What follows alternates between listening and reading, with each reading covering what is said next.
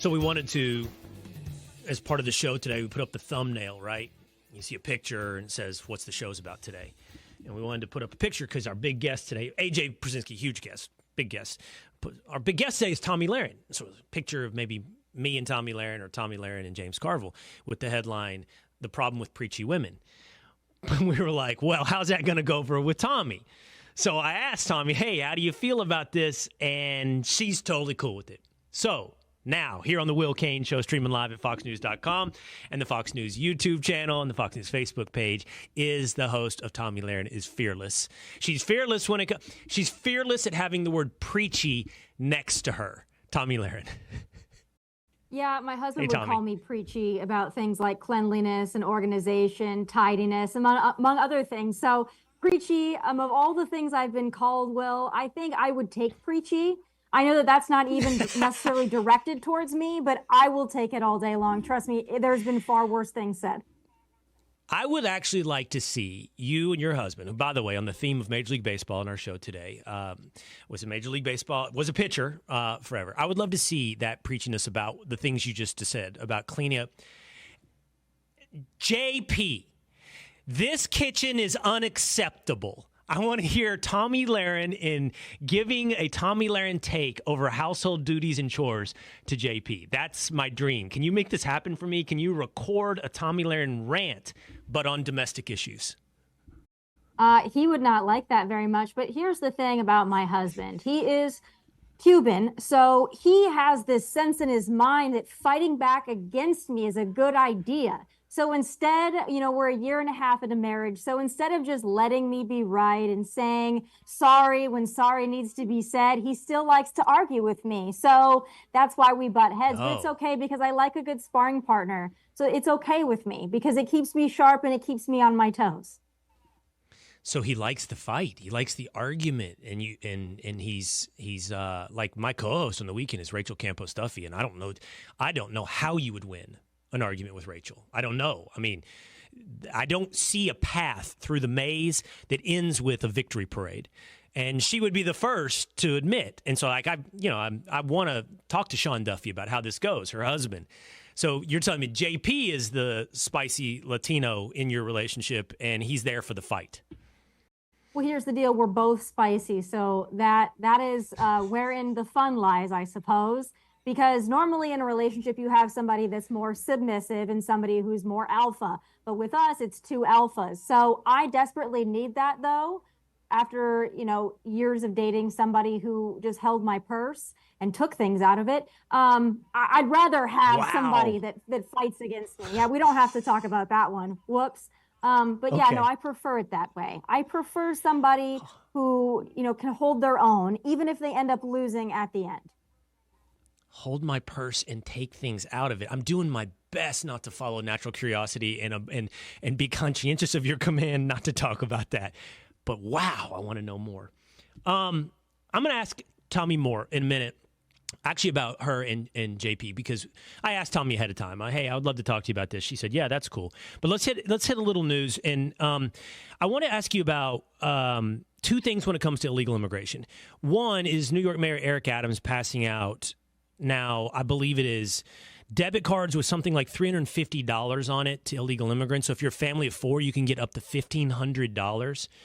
By the way, these illegal immigrants, I mean, they're going to be targets for, getting mugged. They're going to be targets for theft if they're walking around with, cards that don't have to be verified by criminals.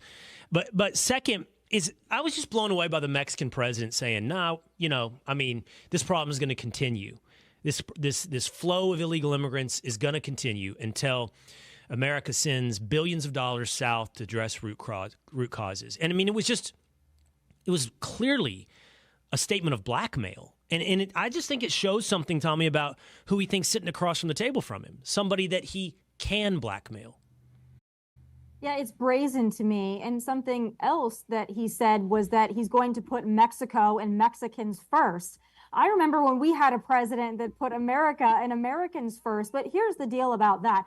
obviously, Joe Biden is not going to fight back against the premise that Mexico will not take the people or Mexico will not cooperate if not for X, Y, and Z.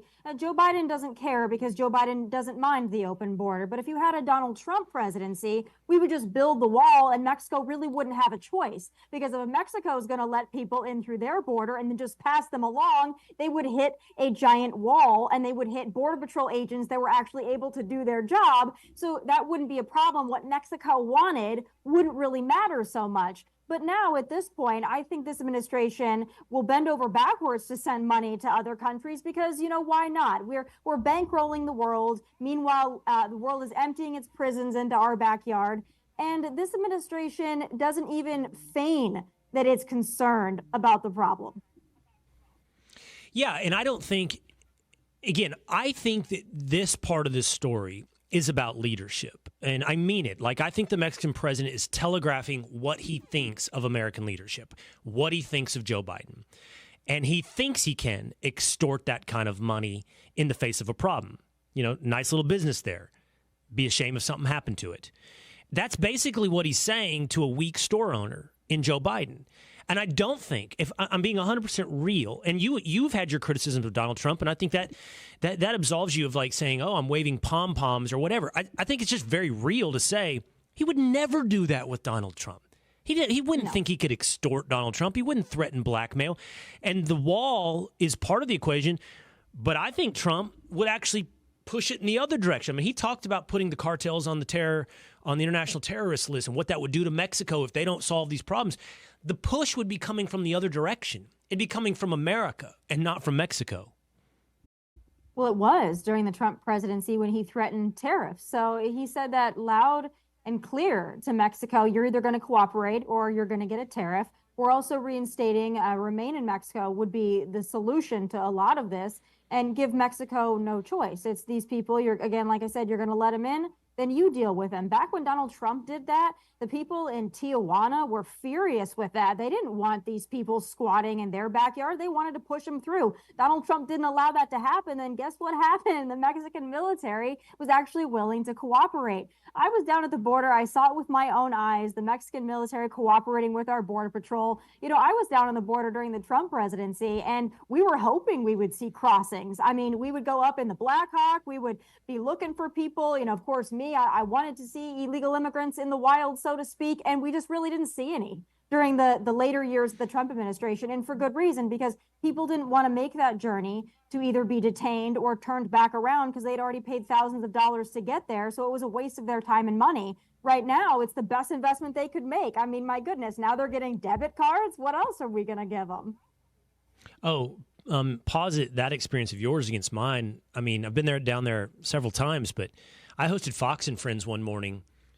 I would say I was 20 yards from, well, actually where a border wall ends, and then it drops down into like quasi fence. And it comes and goes. You know how it is, but the Rio Grande runs right there, and it kind of goes down a slope.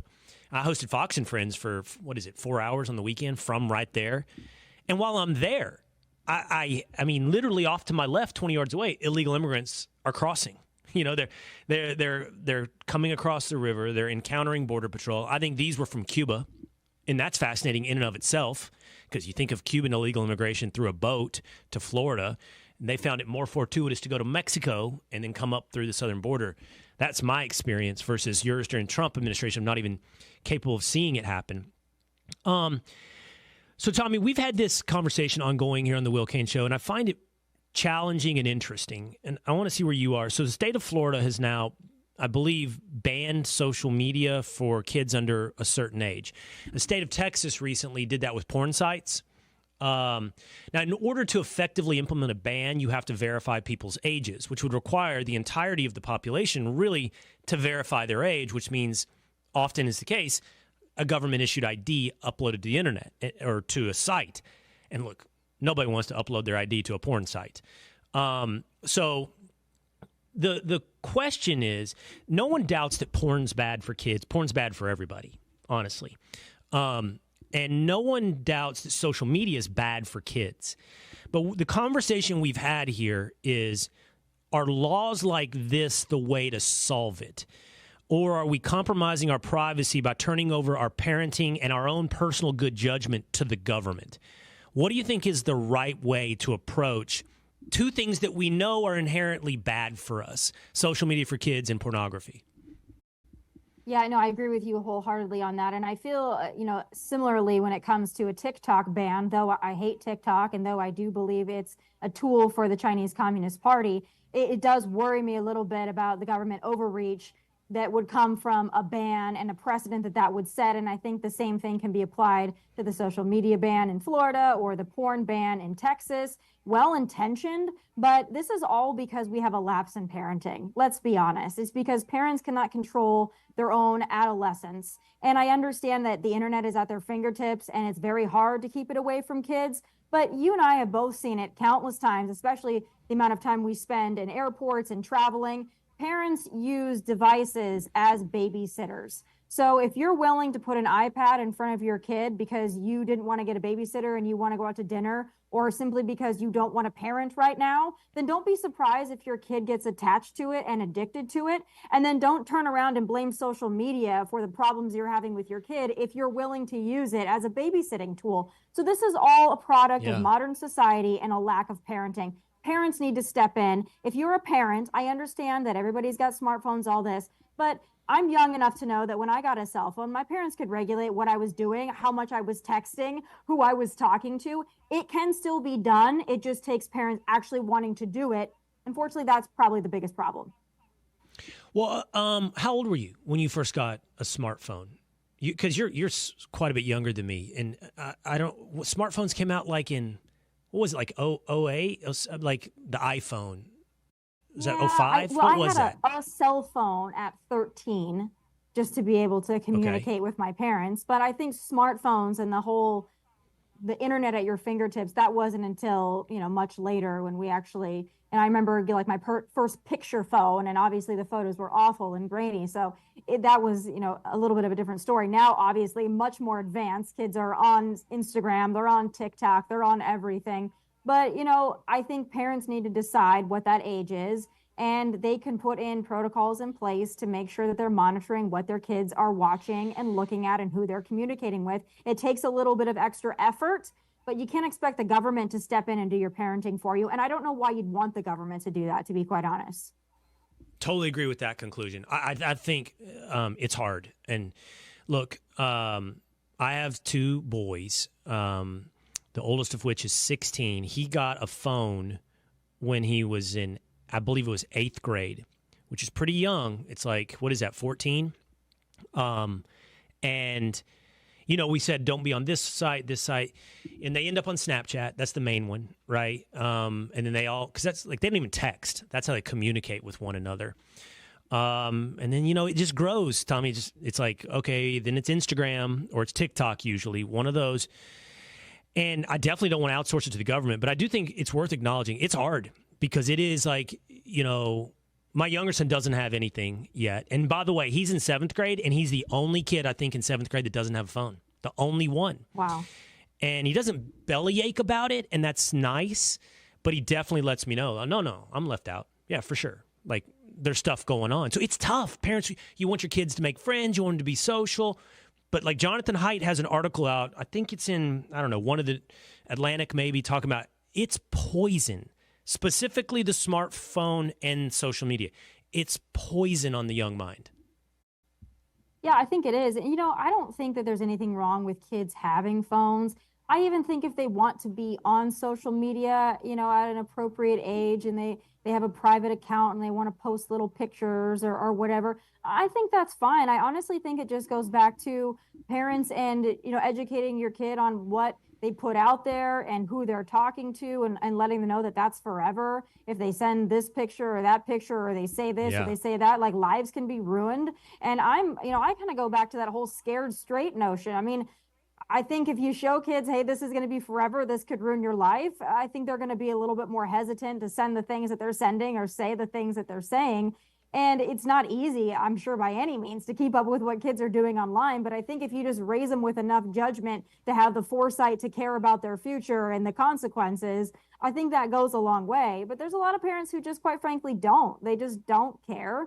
And they're into being friends with their kids instead of being a parent. And I think that's also a big part of the problem. Parents wanting to be cool.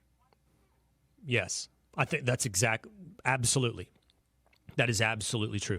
I asked Tomi ahead of the show. I wanted to ask you about this because it's a personal curiosity. I know Kayleigh McEnany at Fox is married to a baseball player, former Major League Baseball player, as are you. And I think you both met your husbands in the same way. I think you met them through social media. You met them through DMs. And I was like, I want to ask Tomi what her DMs are like. Because, like, first of all, I checked out of the game, Tomi, way ahead of this being a way that like couples found each other. So, Tomi, your DMs have got to be nuts. And JP pokes through? Yeah, well, that was also that was a different time. I met JP on Instagram. Kayleigh met her husband on Twitter. A far nerdier way, by the way, than Instagram. More of an elder millennial way, I would say. And Kayleigh and I have talked about this before, so it's all in good fun. But yeah, Instagram. So when I moved to Nashville in 2020, I was just enjoying life. So the DMs were popping, and I met everybody that I talked to on Instagram because that's just the way that you date and meet people.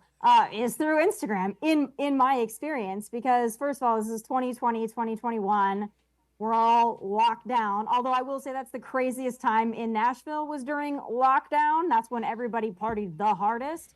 But yeah, Instagram is where I'm going to meet somebody, because can you imagine what it's like for me to try to decide, if somebody's a liberal or they hate me or whatever it is, what it is. Usually you can pinpoint liberal men, so that's actually a little easier. But for me, yeah, Instagram. So I shamelessly say that I look for the blue check mark and I saw it next to JP's name, and I have an affinity for athletes and masculine men. So it caught my eye, and I guess it just went from there.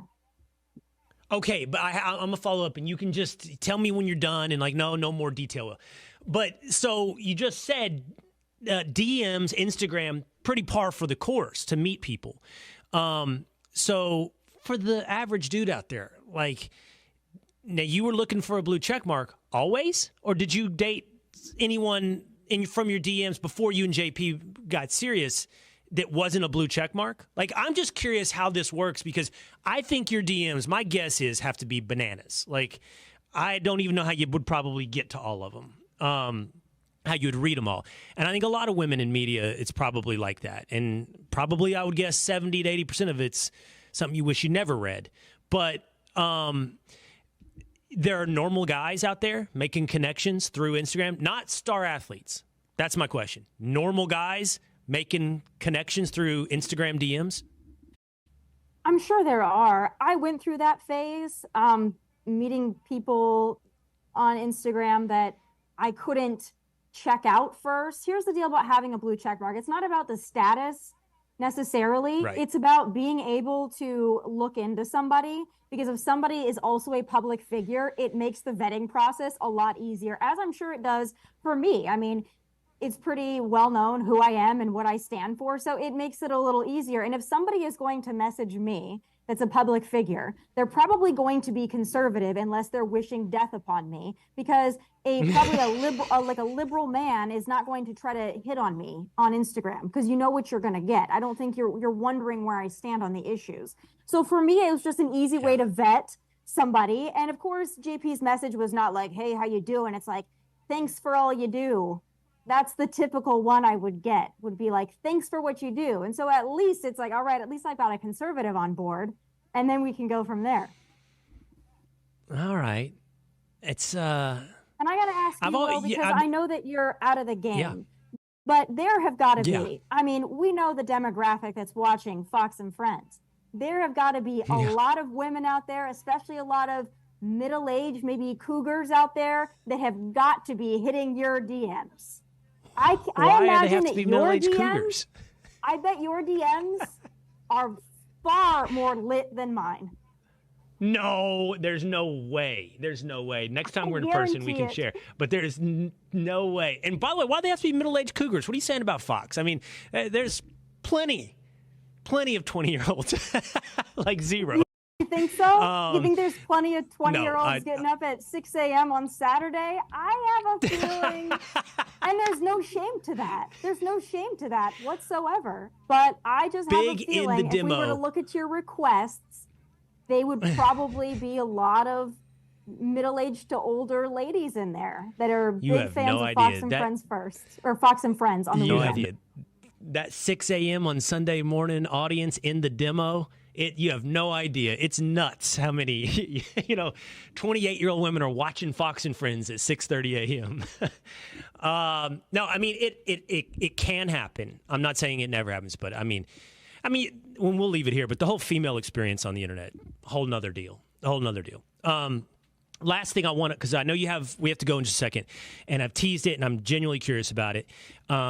James Carville talks about how stupid woke ideology is, and it's killing the left. And then he pinned the blame for woke ideology on preachy women. And, it's kind of funny. He said a suspicion of mine is that there's too many preachy females, don't drink beer, don't watch football, don't eat hamburgers. This is not good for you. If you listen to Democrat elites, NPR is my place to go for that. And, I think he's right. I don't know if you saw the 60 Minutes piece on Sunday night about misinformation, and they had a misinformation expert on there, Tommy. She looked like the woman that James Carville is talking about. Yeah, I think liberalism does things to the mind, the body, the appearance. So I don't think that that's off base to say what he said. And I think there's a lot of, and when we're talking about women, obviously, I'm going to put my feminist hat on for just a moment. Women who speak with conviction and passion on either side of the aisle are always going to be accused of being preachy or bossy or aggressive, more so than when a man does it. Let's just be honest about it. It's fine. We'll take it. I don't care. But women are going to be perceived as preachy, whereas men are going to be perceived as like philosophical. So let's just be honest about the double standard. But, it's not a wrong thing to say that there are a lot of women in left-leaning media who don't seem fun to hang out with. They seem very stiff. They seem very bitter. They seem very angry. And that's a perception problem that the left has. And it's a perception based upon probably a lot of reality. Yeah, but okay, as somebody, and I've been doing this job long enough that I think I've achieved some level of self-awareness. And one of the things people say to me, or have in the past more, is you can be too preachy. And I think to myself sometimes, be careful about that. And that's a lot about tone and how you're talking. But there's no doubt what you said is true about women. But let me so you, for example, you're very strong and assertive, and you have very strong opinions, and you say them really directly. But one thing I notice about you, for the most part, is you talk in ideas or public figures, and you speak assertively, in a way that someone may call preachy, about ideas and public figures. And I think what Carville is hitting on here is this tone within wokeism and perhaps larger within leftism to tell us as individuals how we're failing you, right? I'm not eating right. I'm drinking beer. I'm too toxic masculinity, whatever. And like much of the left, it feels like an attack on the audience. Do you know what I'm saying? It's like, you know what the problem with America is? Americans. It keeps coming back to that. And it's this preachy woman telling us how Americans suck compared to the French. Yeah, I wouldn't say it's just women, though, because there's been plenty of men on mainstream talking about Trump supporters and how they're stupid and they're hillbillies and they're rednecks.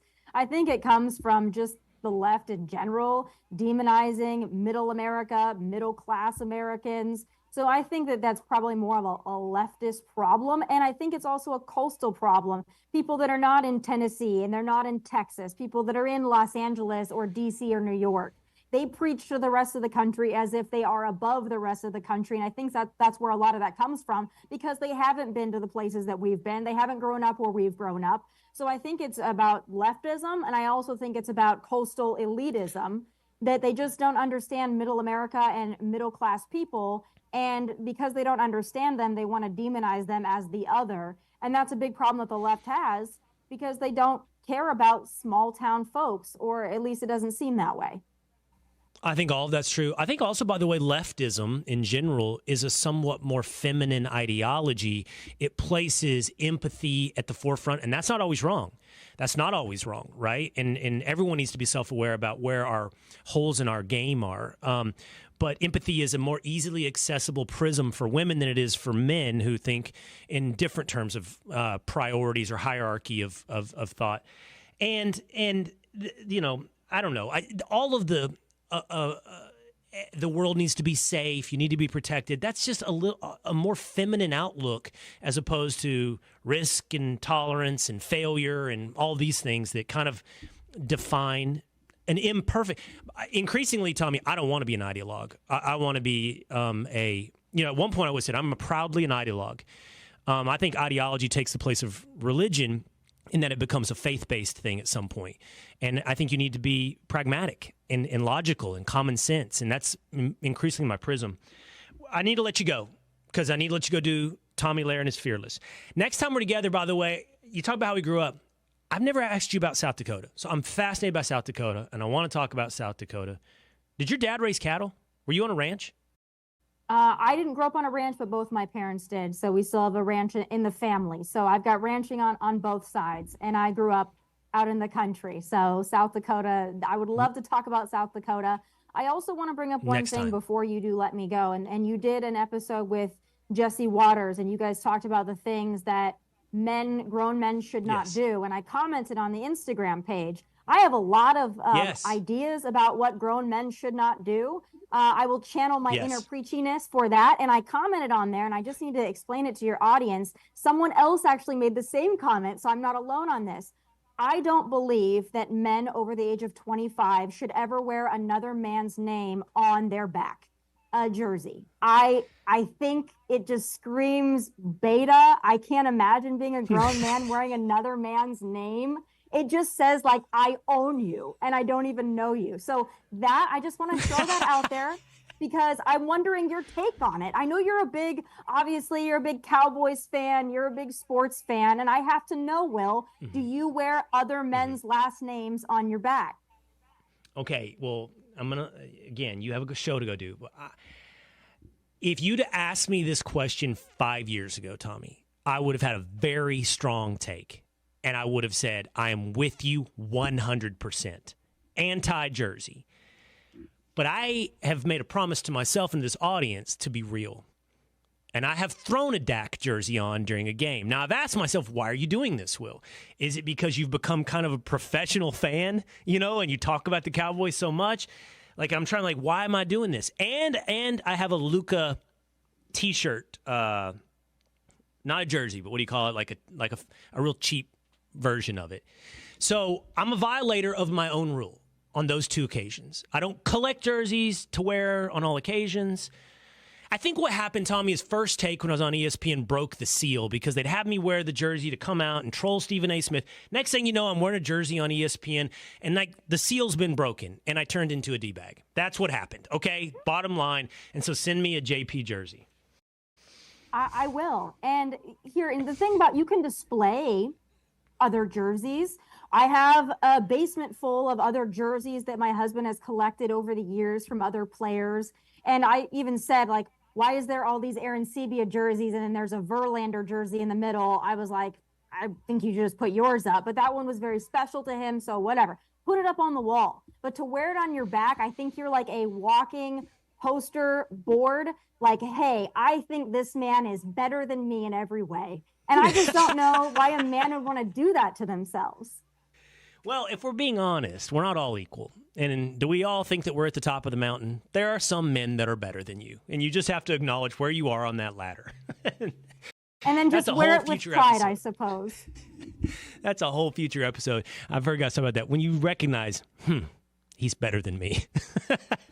And you're like, and I'm going to wear it. I would rather have a man wear a Taylor Swift Eras Tour merchandise shirt than another man's jersey. Than a jersey. I think that's more masculine. But I know we'll have to leave it there. But I just want your audience to ponder that. And I want the men listening to just really think about it inside and see where they are with it. Well, next time, not only talking about South Dakota, we'll run through the rules for men with Tomi Lahren. The host of Tomi Lahren is Fearless. Make sure you check it out on Outkick. Awesome having you, Tomi. Thank you so much. Thanks, Will. I appreciate it. All right. Coming up here on the Will Kane Show, we're going to talk about how much money does $1.13 billion do it for you. That's the latest winner of the Mega Millions Lotto. But how many Lotto winners go broke? And